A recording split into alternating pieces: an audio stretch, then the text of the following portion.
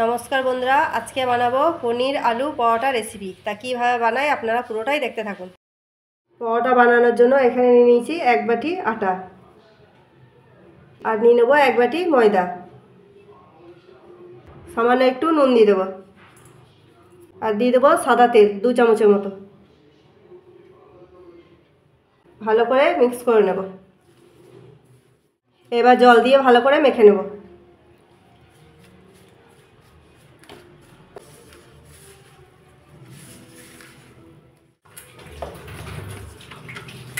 ডোটা মাখা হয়ে গেছে, এবার 10 মিনিটের মতো ঢেকে রেখে দেবো। ডোটা আমি 10 মিনিট ঢাকা দিয়ে রেখে দিচ্ছি, ততক্ষণে পুরটা বানিয়ে নেব। এখানে আলুটা সিদ্ধ করে একটু মেখে রেখে দিয়েছি। দিয়ে দেবো ধনেপাতা কুচি, পেঁয়াজ কুচি আর কাঁচা লঙ্কা কুচি। এবার থেতো করে রাখা আদা, পরিমাণ মতো নুন দিয়ে দেবো, সামান্য একটু চাট মশলা দিয়ে দেবো, একটু দিয়ে দেবো ভাজা মশলা। এগুলো সব ভালো করে মেখে নেব।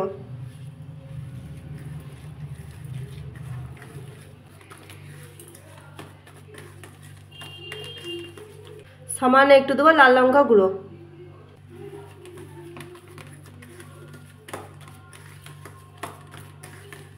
এটা মেখে নিয়েছি, এবার পনিরটা দিয়ে দেবো।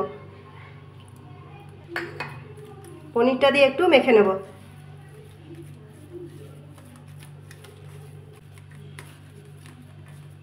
পুরটা হয়ে গেছে, এবার সাইডে সরিয়ে রাখবো।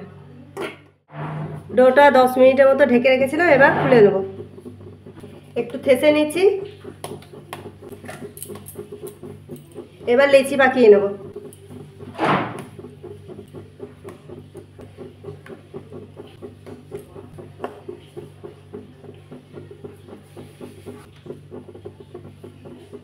এবার রুটির মতো করে বেলে নেব।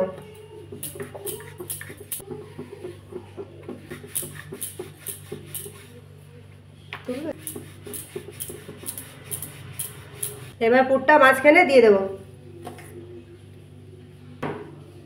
পুরটা মাঝখানে দিয়ে একটু ছেঁচে দেব। এইভাবে মুড়িয়ে নেব।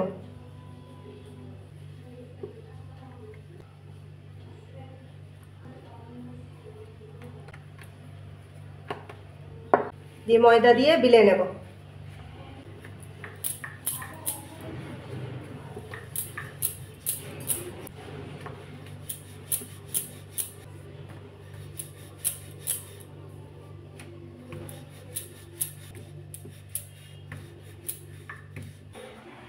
বিলে নিয়েছি, এবার তাওয়াতে দিয়ে গ্যাসটাকে একটু বাড়িয়ে নেব। এবার উল্টে দিচ্ছি, উপর থেকে একটু তেল দিয়ে দেবো। এবার ওই পিঠটা উল্টে তেল দিয়ে দেবো। এইভাবে উল্টে পাল্টে ভালো করে ভেজে নেব।